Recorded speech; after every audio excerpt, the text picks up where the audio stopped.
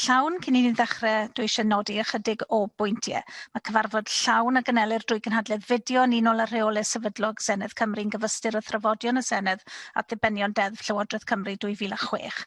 Bydd rhai o ddarpariaethau rheol sefydlog 34 yn gymwys ar gyfer y cyfarfod llawn heddi, mae'r rhain wedi yn nodi ar eich agenda chi, a dwi eisiau atgoffa'r aelodau fod y rheolau sefydlog sy'n ymwneud â threfn yn y cyfarfod llawn yn gymwys i'r cyfarfod yma. Yr eitem cyntaf ar yn agenda ni ar gyfer y prynawn felly yw'r cwestiynau i'r Prif Weinidog, ac mae'r cwestiwn cyntaf gan Gareth Bennett.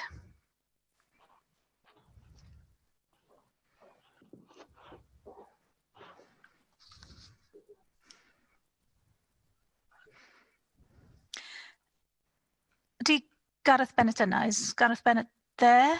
I can't either see him or hear him. Okay, Gareth Bennett is not there to ask his question. Cwestiwn 2 felly, David Rees. I can see you. Ask your question, David Rees. Thank you. Diolch, Llywydd. What steps is the Welsh Government taking to support the workforce in the Welsh NHS? Llywydd, everything we do to reduce the spread of coronavirus is designed to support our NHS workforce. Those who undermine these efforts simply add to the pressures which face hard-pressed frontline staff during this uniquely challenging winter. Well, thank you for that answer, First Minister. And as we know, our nurses and our NHS staff have been on the front line dealing with this pandemic since the start of the year. Every Thursday, we used to go out and clap and say thank you to them. Though that's now stopped, we still owe a huge debt to those who put themselves at risk every day when they go to work to look after our family members who are in their care. And it's critical that we continue to say thank you for providing support now and in the future. And in saying thank you, we must ensure that they're both kept safe and not have any anxiety for supporting their own families. Now, I've heard the warm words of the Tories supporting both our staff here and in Westminster, but their recent actions tell us a different story. For example, they've reintroduced full VAT on PPE, taking the money away from the NHS and giving it back to the Treasury. But they've not rewarded our NHS staff with pay awards they deserve for everything they've done for us and will do for us. Will you and your minister support the call from the NHS staff and urge the government, particularly the Chancellor, who seems to find money when Tory's minister's seats are at risk, to stop talking and start acting in the interest of our fantastic NHS staff? Well, so can I thank David Rees for those supplementary questions, and I absolutely agree with him. We have relied so much on our health and social care workers during this pandemic. They go into this winter having worked right through, from the spring through the summer, to restore NHS services to continue to provide for those who fall ill, and they deserve our support in every way. The decision to put VAT back onto personal protective equipment, I think, defies any sense or logic. It will create enormous new bills for the NHS and for social care providers. It will create new bills for those many businesses who want to do the right thing, who invest in PPE to protect their staff and customers, businesses which we know have struggled throughout the pandemic, and now they've got to find extra money, 20% over and above what they were finding only weeks ago. Now, our Finance Minister wrote on the 30th of October to the Treasury, urging ministers to reconsider the end to zero rating. And that was very good advice, and it's a terrible shame that it does not appear to be being heeded. As to pay awards, of course, David Rees is right. We're coming to the end of a 3-year pay agreement struck with Agenda for Change staff in the NHS. We are committed, as ever, to partnership working, social partnership with employers and health unions. And I echo the remarks that David Rees has made. The pay review timetables and the quantum that is available to reward these workers is set by the UK government. We are able to make different decisions in Wales about how we deploy that quantum. It's how we struck an agreement that the Welsh NHS would be a living wage employer. But the timetable and the quantum lie in the hands of the UK government. And I hope that they will take some notice of what our colleague David Rees has said this afternoon. Andrew R.T. Davies.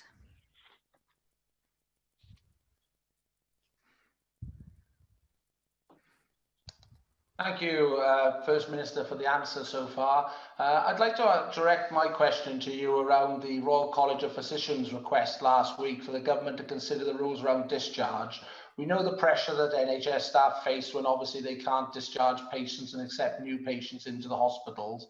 Some of the regulations that the Welsh Government brought out that in April that were revised in July require a 14-day isolation period when patients are sent home. The Royal College of Physicians believe that this should be looked at. Can you give us any encouragement as to whether the Welsh Government is looking at the discharge procedures to alleviate some of the pressures within the hospitals? Sorry to thank Andrew R.T. Davies for that question. I discussed this report with the Director General, Chief Executive of the NHS, Dr. Andrew Goodall, earlier in the week, and we certainly will take the report seriously. But he will remember a time earlier in the pandemic when the Welsh Government was under significant questioning about discharging people from hospitals without being clear of coronavirus. That's why the 14 days period was instituted, to make sure that people couldn't be discharged to care homes, for example, until we were completely sure that they weren't carrying coronavirus into those settings. So the 14 days is there for a particular clinical purpose. But the Royal College of Physicians make other important points about the health of the wider population and how that might be, the wider population in hospitals, that is to say, and how that might be better served by a shorter period. And we will certainly be discussing that with them and with other colleagues in the Welsh NHS. Andy Jones. Minister, I know many assurances have been made about the Welsh NHS being open for business. However, I am hearing from constituents that even those working on the NHS front line cannot access routine procedures like steroid injections for arthritis. If the NHS can't look after its own, Minister, how can it look after the wider public? Thank you. Well, we've never had a policy in Wales of moving NHS employees to the front of the queue when it comes to routine treatments. What I can say to the member is that the NHS has worked very hard to restore routine treatments in the Welsh NHS. Cancer services have recovered more or less to where they were back in April. We've got 70% of outpatient activity recovered in the Welsh NHS. We will only be able to sustain that level of activity in the NHS for non-coronavirus patients if we do everything we can to stem the flow of the disease here in Wales. And the single biggest contribution that anyone can make to making sure that the NHS is there for all the other things we need it to be there for is if each one of us does everything we can to bear down on the spread of this deadly virus here in Wales. Cwestiynau nawr gan arweinwyr y pleidiau, arweinydd y ceidwadwyr Paul Davies. Diolch, Llywydd. First Minister, as the Welsh Government starts considering the effectiveness of its firebreak lockdown, it is crucial that it also assesses the level of support that has been offered to Welsh businesses, many of whom have been under some form of government restrictions for much longer than just 2 weeks, of course. Can you tell us whether you believe the Welsh Government's package of support has met the needs of businesses across the country? And do you believe that your grant funding systems have adequately provided for businesses? Well, Llywydd, the Welsh Government provides the most generous package of support for businesses of anywhere in the United Kingdom. Does that mean that we have been able to meet every impact of coronavirus on every business in Wales? Well, of course not, because these are extraordinary times with extraordinary challenges being faced by businesses here in Wales. What I can tell the member is that during phase 1 of our Economic Resilience Fund, a £500 million fund, a total of nearly 7,000 grants were made to micro businesses totaling nearly £125 million. In phase 2, another 5,000 grants totaling over £58 million. And in phase 3, when our eligibility checker went live on the 19th of October, nearly 160,000 users explored the help that was available to them through the Welsh Government. Now, we would like to do more, and it will be good when we are in possession of the full facts, both of the furlough scheme and of help that will come to Wales because of changes in assistance to businesses in England. I'm sure the member looks forward to urging his government, even though he is apparently no longer a supporter of it, to make sure that we get everything we need here in Wales.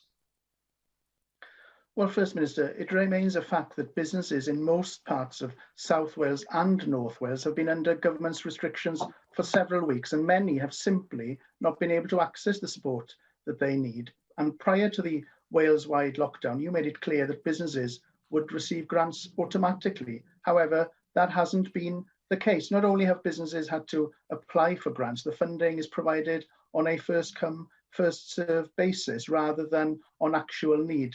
And last week, the Economic Resilience Fund Phase 3 Business Development Grant, which you've just referred to, was suspended a mere 24 hours after opening, and businesses are still concerned and anxious over how they can stay afloat and provide jobs for local people. And even now, hospitality businesses are still in limbo about what the new Welsh Government measures will mean for them from next Monday. So, First Minister, what steps is the Welsh Government taking to provide confidence to Welsh businesses that they will be able to access the support that they need when they need it? And are you now in a position to provide some much needed clarity to hospitality business across Wales so they can plan ahead of the new measures next week? And can you tell us if the Economic Resilience Fund Phase 3 will be reopened, and when will this take place? Well, so the first way to give confidence to Welsh businesses is in being accurate about what we say to them. So I could try and unscramble a number of the inaccuracies in the questions that the Leader of the Opposition has just put to me. Let us be clear, properties will automatically qualify for help from that aspect of the fund that deals with people who were on the non-domestic rates rating for their local authorities. Of course, they have to apply for it. We're not in the business of offering help to businesses who don't want it, but all they have to do is demonstrate that they were on the non-domestic rates rating list, and they will get that help automatically. Nor is the member correct in saying that all aspects of the third phase of the ERDF were closed that rapidly. The £200 million lockdown business fund element remains open and is still taking applications. It is true that one strand in the fund received a very large number of applications very rapidly.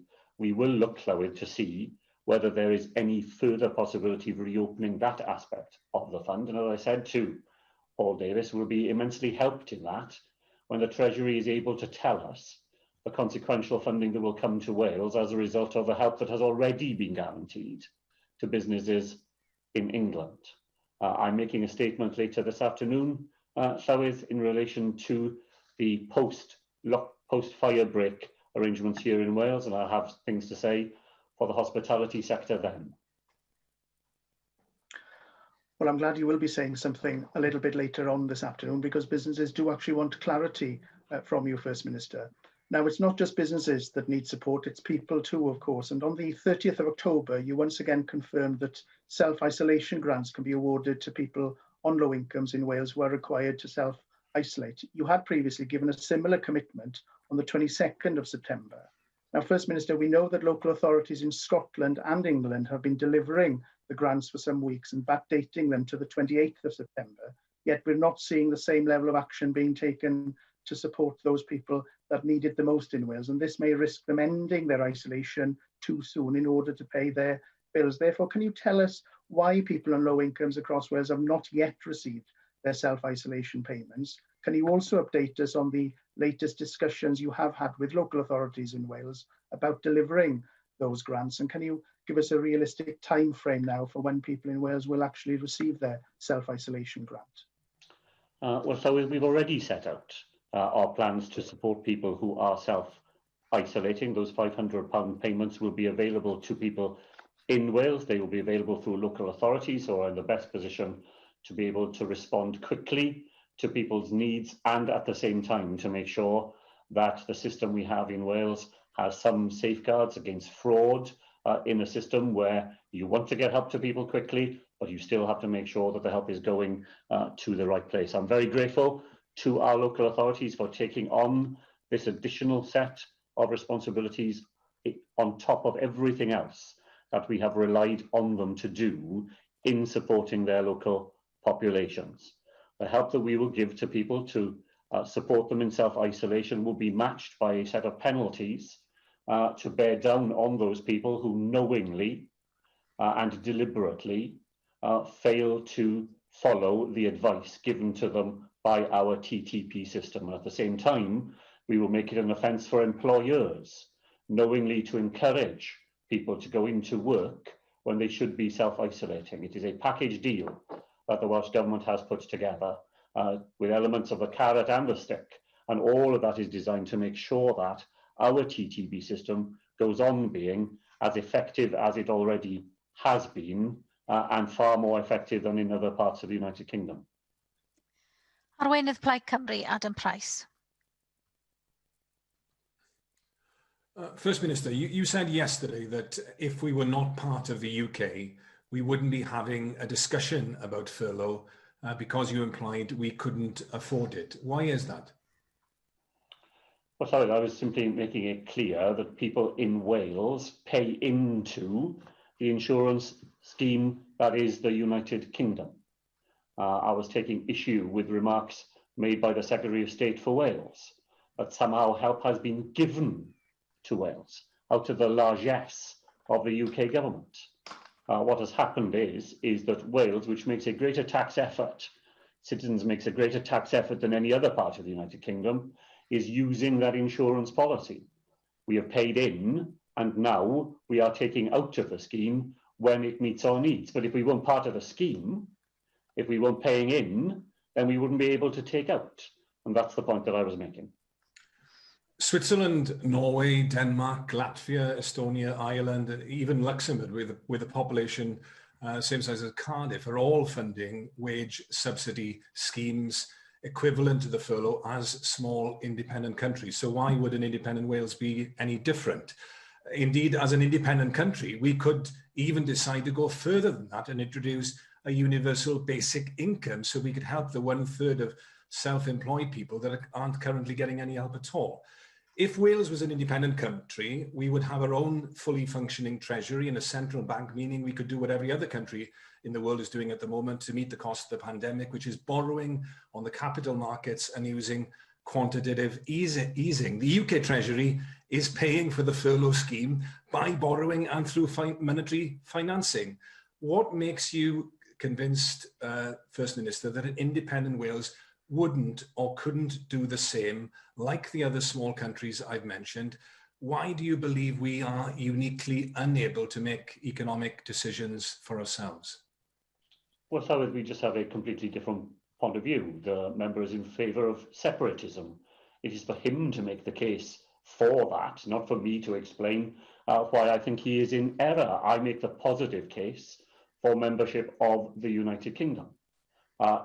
Wales, that has our own independent powers here in the Senedd, that has exercised those powers independently throughout the whole of the coronavirus crisis, but at the same time, able to draw on that wider pool of resources that we have through our membership of a United Kingdom, where the needs of working people in Wales are very similar to the needs of working people in other parts of the United Kingdom, where that sense of solidarity extends beyond our border.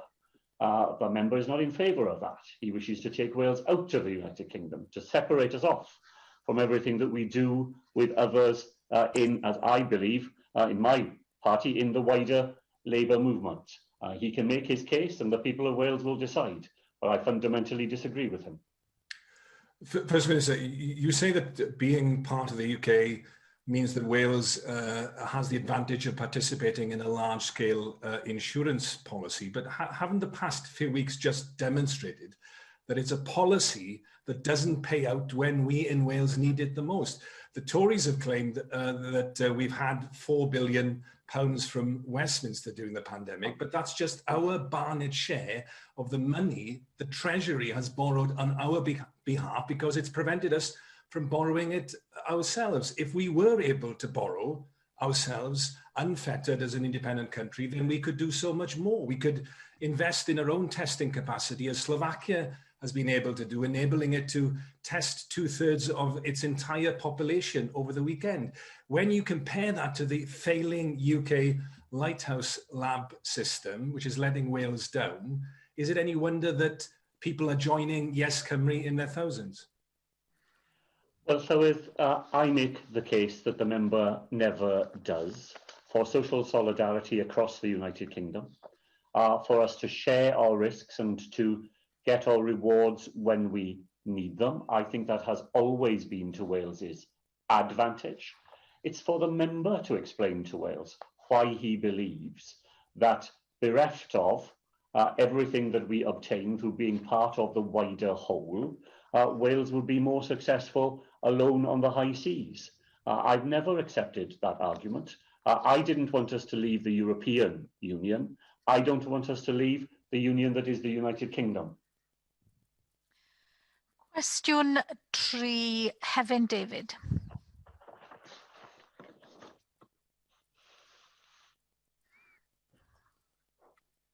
Diolch, Llywydd. What plans does the Welsh Government have to deal with a potential future increase in the number of positive COVID-19 cases in Caerphilly?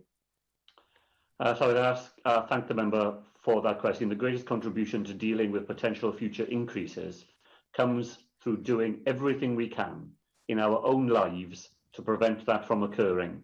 I thank the people of Caerphilly for all they have already done and for everything I know they will want to do over the difficult weeks that lie ahead. And I recognise as well with the First Minister that the people of Caerphilly have made enormous efforts over the past 2 months to get the rise under control. But he will be aware as anyone else that Caerphilly has been under these restrictions of some kind for longer than anyone else in Wales since the 8th of September. With that in mind, we've learned some lessons in Caerphilly, and the borders that we have with county boroughs have caused problems for single households who, under the local restrictions, were only allowed to connect with people within the county boundaries. And for many, that's a false border. People who want to connect in further north in Rumney, people who want to connect in Nantgarw, it makes it very difficult. And there are a whole load of other associated issues with those county boundaries.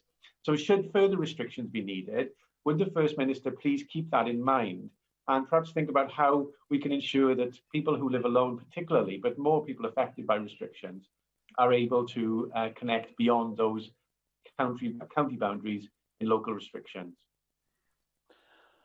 So I thank Hefin David for those important points. He will know that we made it clear yesterday that in the post-fire break period, where we will have a new, simpler set of national rules for Wales, people will not be confined to their own county borough areas where travel is concerned. And that is partly in recognition of the important points that Hefin David has made, both because of their impact on particular groups in society, but also because of the complexity that dealing with matters on an entirely county borough basis has inevitably engendered. So people in Caerphilly will be able to travel beyond the county boundary when we get to the 9th of November, and that will be particularly helpful, I know, for those anomalous cases where people have the people they would most wish to be in contact with just a few miles across that border. I know how difficult it has been both for people to follow the rules, but sometimes to understand the rules. And I commend the member very much for the efforts I know he has made, the enormous efforts he has made in all sorts of ways to make sure that the people of Caerphilly have the very best advice, the most up-to-date information, and made available to them in the most accessible ways. Laura Jones.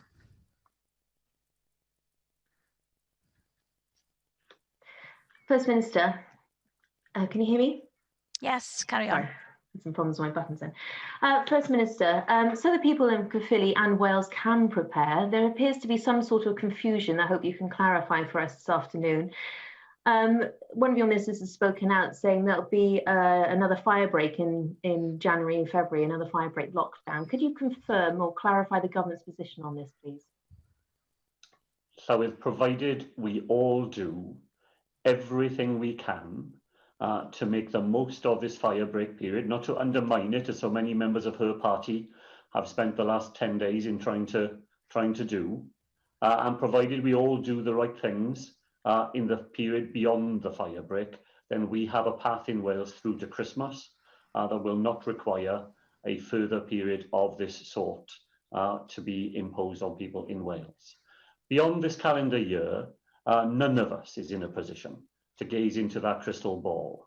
Many things will change between now and then, including the course of the disease itself, but also other possibilities that will come our way in dealing with the disease. Later this week, my colleague Vaughan Gethin will issue a statement on new developments in testing, led in many ways here in Wales. And if those possibilities are crystallised and those tests become available, tests that people can use for themselves with rapid results being provided to them without having to go to a centre or send them off for results, then that will give us a different set of actions that we might be able to take to combat the disease in the new year. Nobody is in a position, nobody sensible is in a position to say that any course of action should be ruled in or should be ruled out. But we have a pathway through the rest of this calendar year, provided every one of us does the things in our own lives that most protect ourselves and others. And that needs the support of every single elected member in this Senedd. Cwestiwn 4, Jane Bryant. Diolch, Llywydd. What support is the Welsh Government giving to NHS workers during this COVID-19 pandemic? So I thank Jane Bryant for that question. The Welsh Government continues to work in social partnership with employers and health unions to make help available for our dedicated health and social care staff. The exceptional efforts they make on our behalf deserve the support of every one of us. Thank you for that answer, First Minister. Over the last few months, we've seen frontline NHS staff speak out about the reality of fighting this pandemic. Respected consultants in the Aneurin Bevan Health Board area, such as David Hepburn, Tim Rogerson and Amy Jones, have all voiced their experiences and described the pressure they and their colleagues are facing day in, day out. Staff have worked tirelessly throughout. Early on in the pandemic, they were often in new roles. Many are spending hours upon hours in layers of PPE. They're also feeling the pain of loved ones not able to say goodbye to patients at the end of their life. Our NHS staff have had very little opportunity to rest as more routine services have resumed. They've been heroic throughout this pandemic. But as we go into winter, we all need to remember that they're not superhuman. What support has the Welsh Government been able to put in place to help those on the front line to ensure we look after those who continue to look after us? Well, so can I thank Jane Bryant for that very telling supplementary question. Can I pay tribute to the clinicians that she mentioned in that supplementary question for the way in which they speak up on behalf of the frontline experience of so many of their colleagues. And can I just take this chance to condemn the abuse which I know a number of those clinicians have experienced as a result of the work they have done in communicating directly to people in Wales about what it is like to be a frontline clinician in the NHS during the period of coronavirus. It is shocking and utterly unacceptable the way that some people have chosen to abuse those people who have simply explained to the rest of us what it is like to provide the services on which we all rely. We go on, as I said, Llywydd, working in social partnership with all those who have an interest in our NHS. I think it was remarkable that earlier in the pandemic, we were able to provide 950 individuals with additional clinical skills training so that they could be deployed to help one another and to reinforce people at the front line in dealing with urgent and emergency care services. And I'm very glad indeed that we took an early decision to provide £1 million in additional funding to Cardiff University so that they could make available the Health for Professionals service, which had previously been available only to doctors in the NHS, to make that available to the whole of the NHS workforce. The toll this pandemic is taking on our frontline staff is not just physical, and it's very real in its physical sense. Jim Bryant referred to people working those long shifts in PPE equipment, but it is emotional as well. The draining sense of being at the front line has its impact on people's mental health and well-being, and that's why we extended that health for professional service to all those who work in the NHS here in Wales. Nick Ramsey.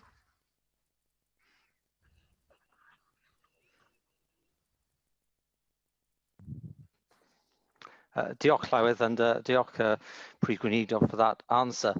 First Minister, the opening of the new Grange University Hospital in Cwmbran is imminent. I believe it's this month. It's going to be a great new facility. I know many Assembly members, Senedd members we are now have had a chance to look around that facility during its construction period.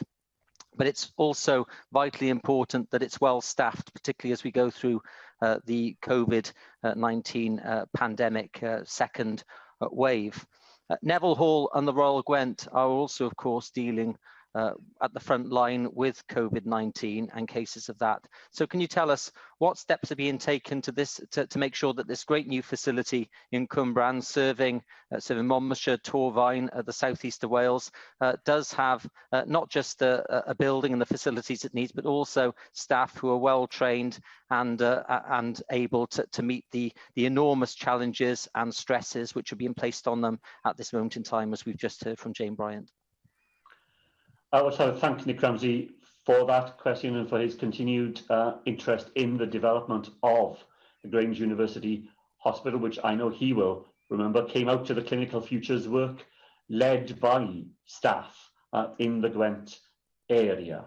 And of course, not only do we need the fantastic facilities that it will provide, but we will need the committed, skilled individuals who we rely on to make the most of those facilities.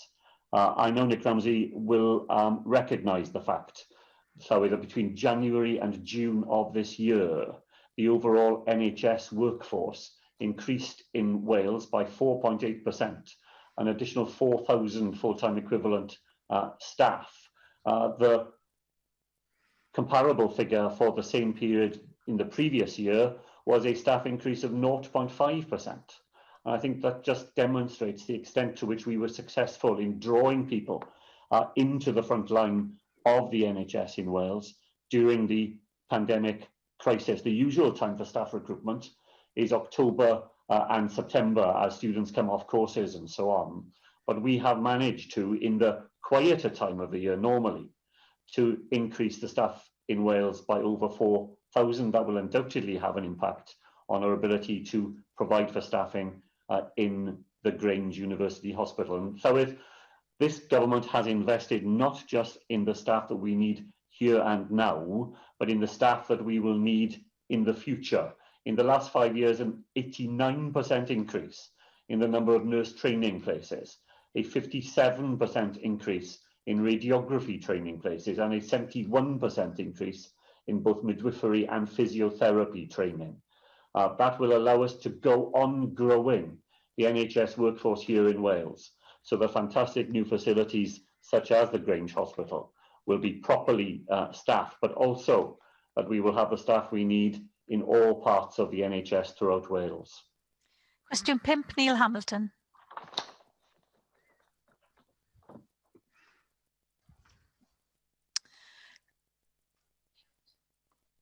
You need to unmute yourself, Neil Hamilton. There you go. Diolch, Llywydd. Will the First Minister make a statement on the impact of intergovernmental relations on public policy in Mid and West Wales?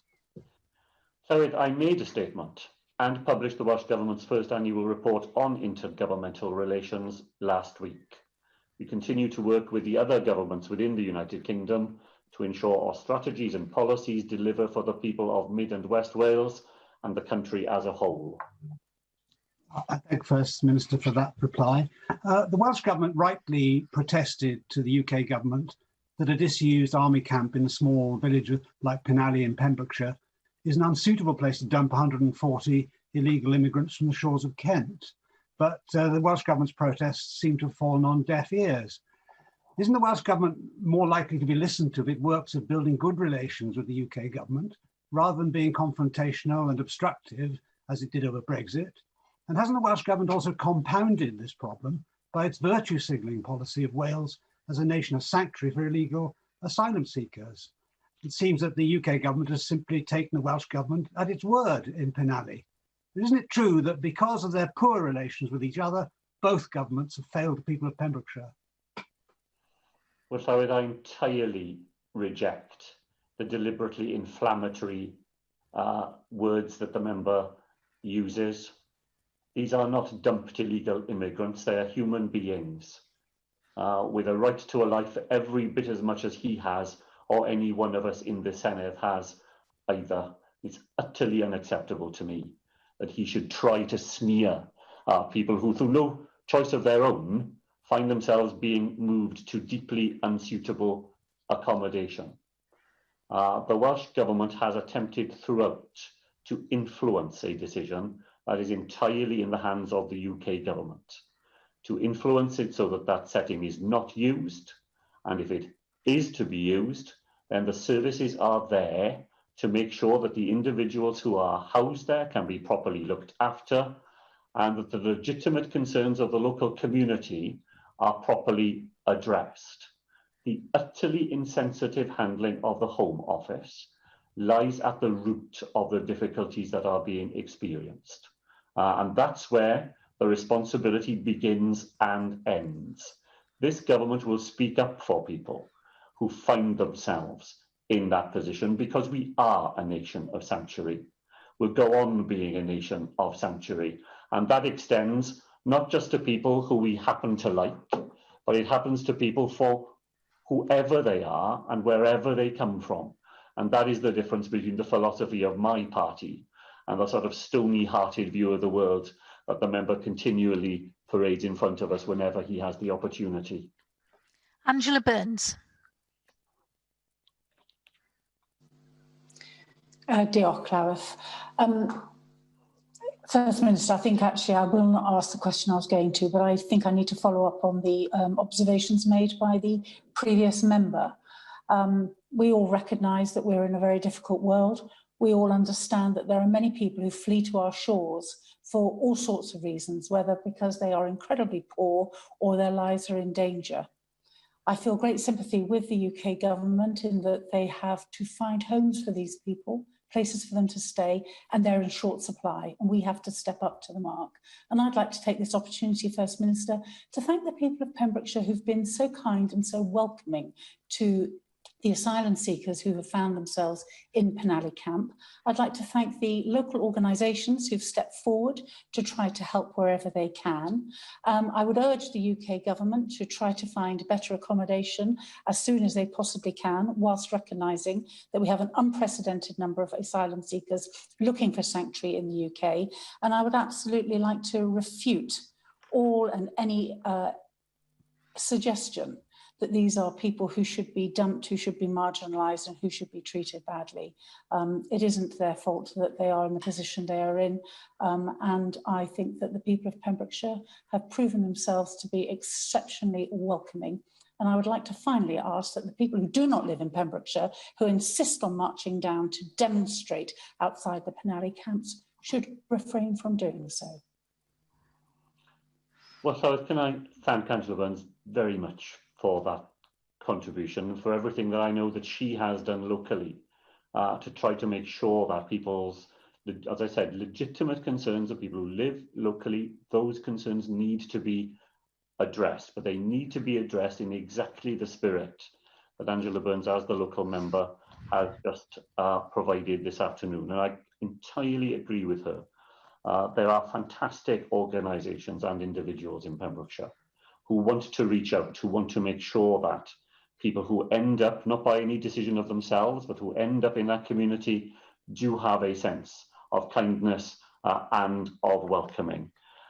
And it is precisely the sort of question that we had from Neil Hamilton that leads to people coming from elsewhere, because it is deliberately designed to exploit people's fears, It is deliberately designed to bring people from elsewhere to make the lives of the people at the camp and that local community more difficult than they otherwise would be. And I entirely associate with myself with what Angela Byrne said about rejecting with the strongest possible way everything that those people try to do. Cwestiwn 6, Joyce Watson. Diolch, Llywydd. How much funding has the Welsh Government provided for out-of-term free school meals across Mid and West Wales? So since March, the Welsh Government has made available additional funding of over £52 million to all local authorities in Wales to continue free school meal provision during the pandemic. This includes provision for school holidays up to and including Easter 2021.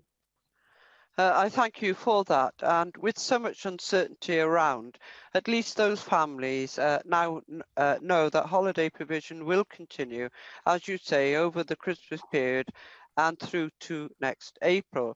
But that, of course, is with no thanks to the Conservative MPs in my region, including the Secretary of State for Wales, Simon Hart, who voted against giving families in England that same security. And neither is it commensurate with the views of Philip Davis, Tory MP, who thinks it's mere virtue signalling and that it is the responsibility of parents, not the state, to feed hungry children. But I do remain concerned, though, that more families who don't have recourse to public funds may struggle to make ends meet this winter. I know local authorities have the discretion to provide free school meals to any pupil that they know to be in need. But I would ask you, First Minister, if you would encourage local authorities in Wales before the Christmas break to ensure that the needs in their area are being met and that no child goes hungry. And again, thank you for the most generous provision for free school meals in any part of the UK.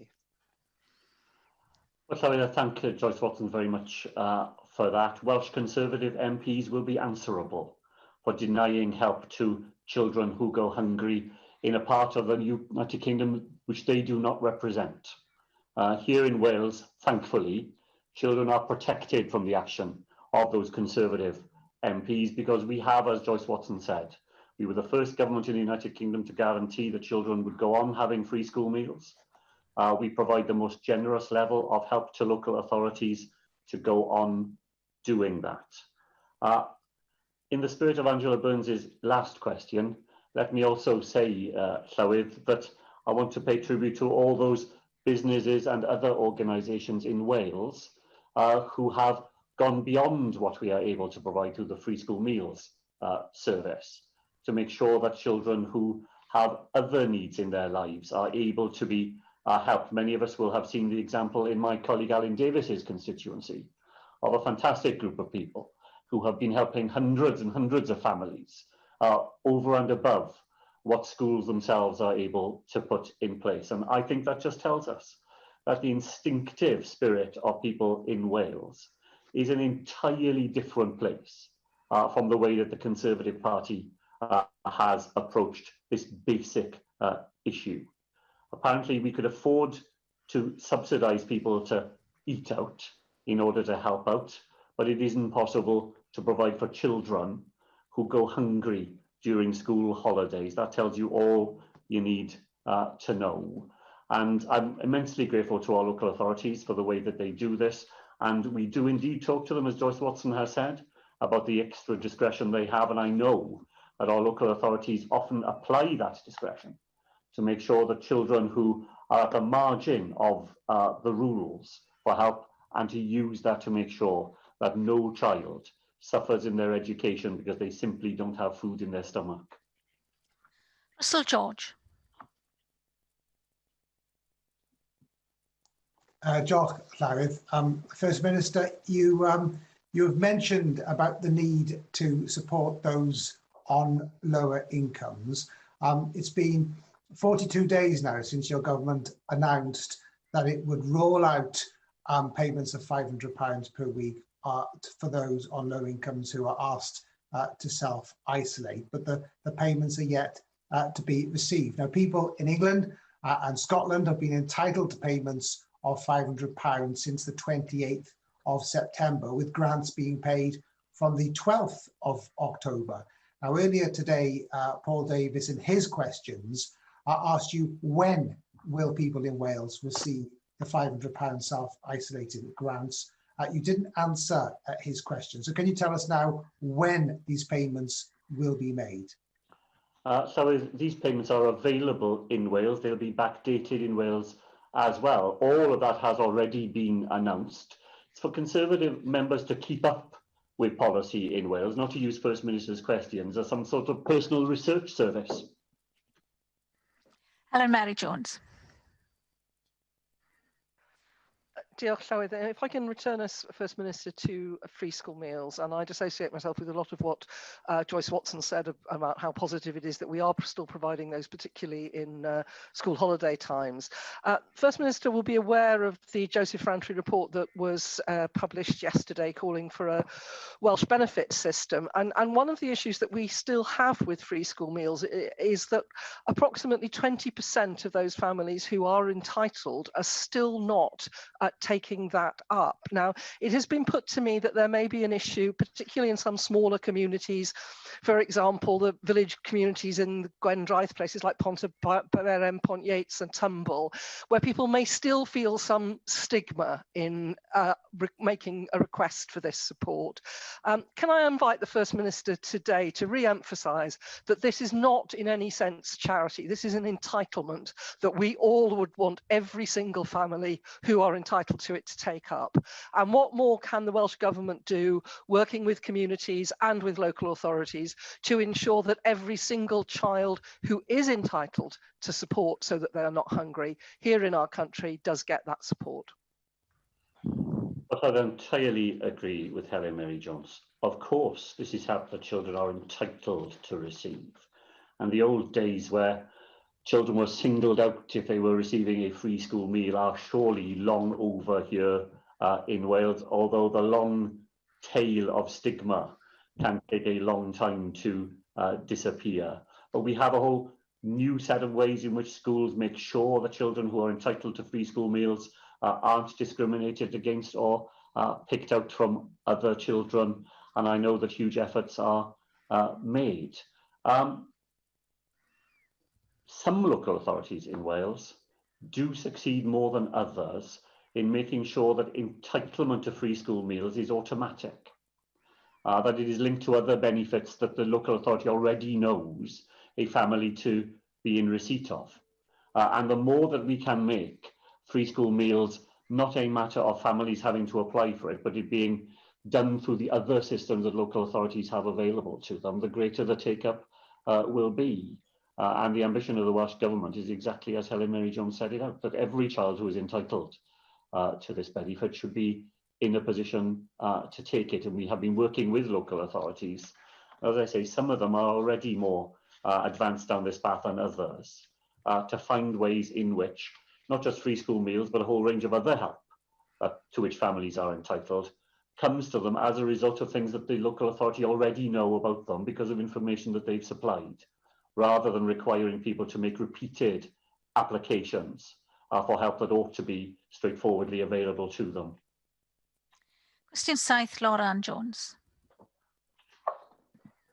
First Minister, what action is will the Welsh Government take to support the Welsh heritage sector before the next parliamentary election?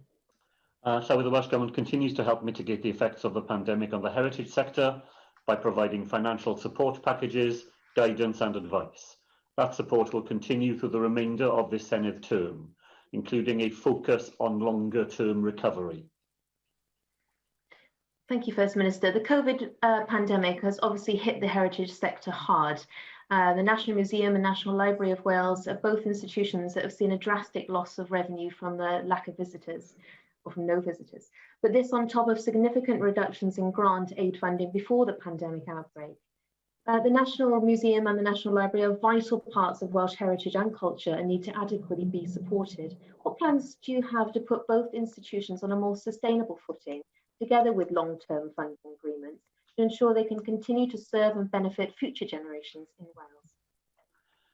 Well, so I thank the member for that question. It comes with a normal selective amnesia from the Conservative Party, because the reason that there have been reductions in assistance to those institutions in Wales is the result of a decade of austerity that her party imposed on people in Wales, with year-on-year reductions in the funding available to the Welsh Government for all the purposes that we provide. So the single best way in which we can make sure that there is adequate funding for our heritage institutions and for the rest of our public services is to make sure that that policy is not reintroduced once the pandemic period is over. And anything the member can do to persuade her colleagues in London of the advantages of the course of action that she advocates, I'm sure would be very powerful with them. Rhiannon Passmore. Diolch nawr. Thank you. First Minister, the Welsh Labour Government has launched the £53 million Cultural Recovery Fund and the £18 million prior funding stream. Cultural and heritage organisations since September have been able to apply for funding as we begin the long, slow recovery from the greatest public health crisis of the last century. And this pandemic has spared no sector of our society. Indeed, the cultural landscape is the very fabric of Welsh life. So, First Minister, how will the Welsh Government assess the need going forward into 2021 to aid Welsh cultural and heritage institutions so that they are not lost to future generations? So thank you, Rhiannon Passmore, for that. The heritage strand in the Cultural Recovery Fund, members will know there are 4 strands in the £53 million fund. The heritage strand attracted over 120 applications, and so far over £380,000 in grants have been offered and accepted by organisations in the sector.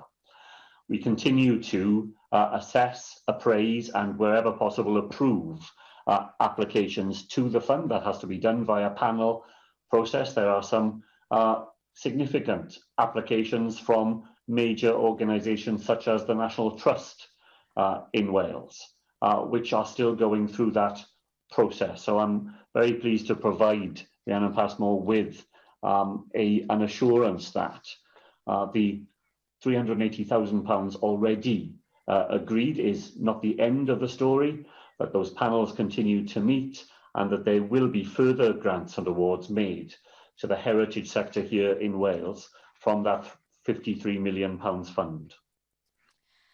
Cwestiwn 8, Caroline Jones. Diolch, Llywydd.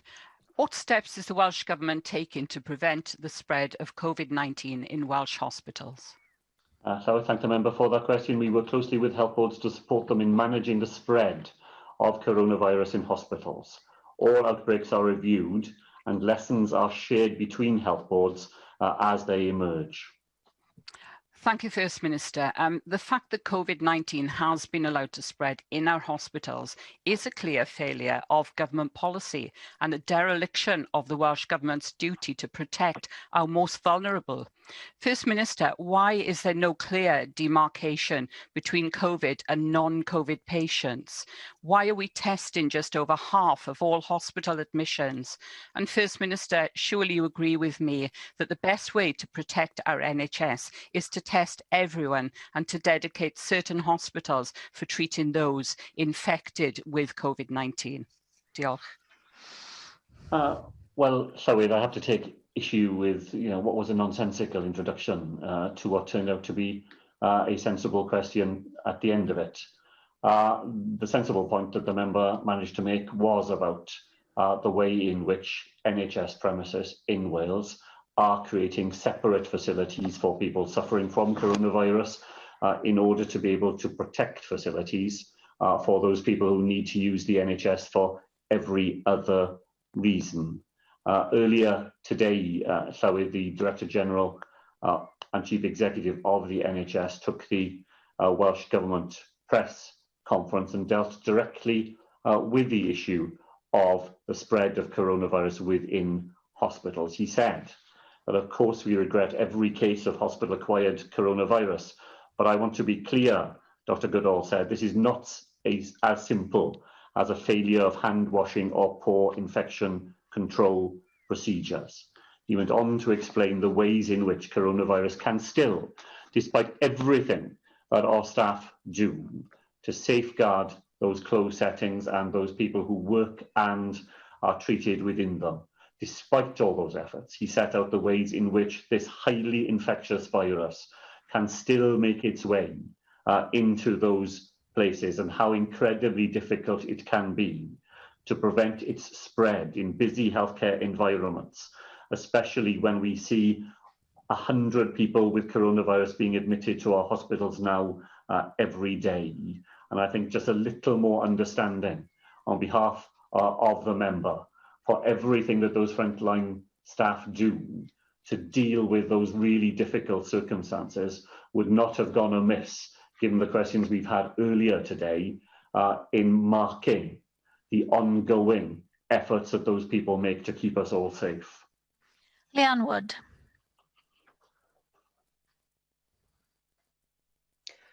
People in England who are clinically vulnerable and can't work from home have been given new shielding advice, and the over 60s had been advised to minimise contact with others.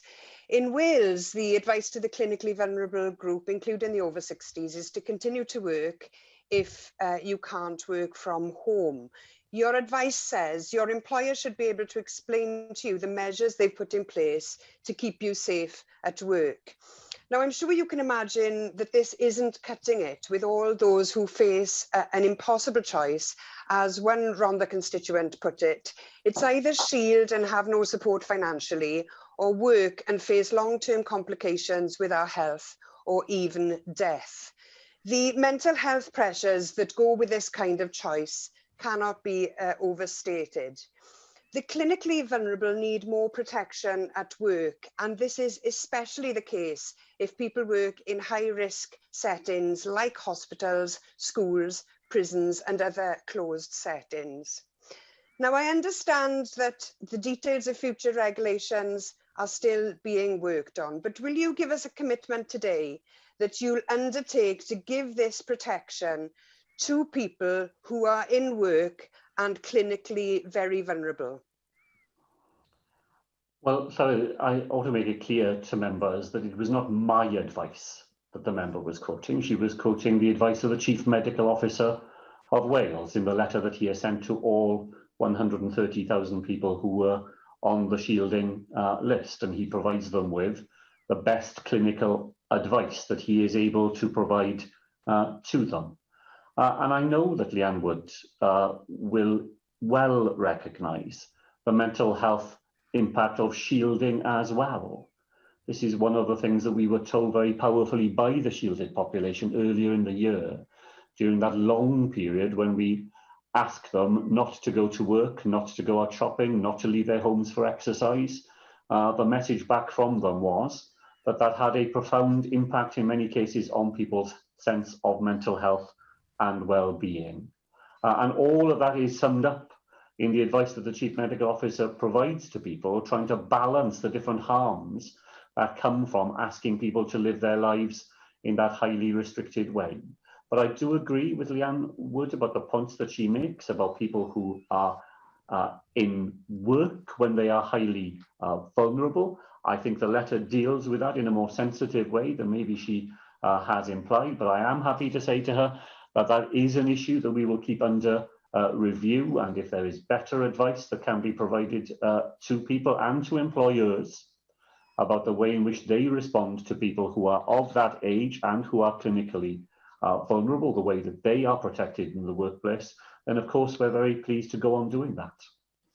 Diolch i'r Prif Weinidog. Yr eitem nesaf felly yw'r datganiad a chyhoeddiad busnes, a dwi'n galw ar yr trefnydd i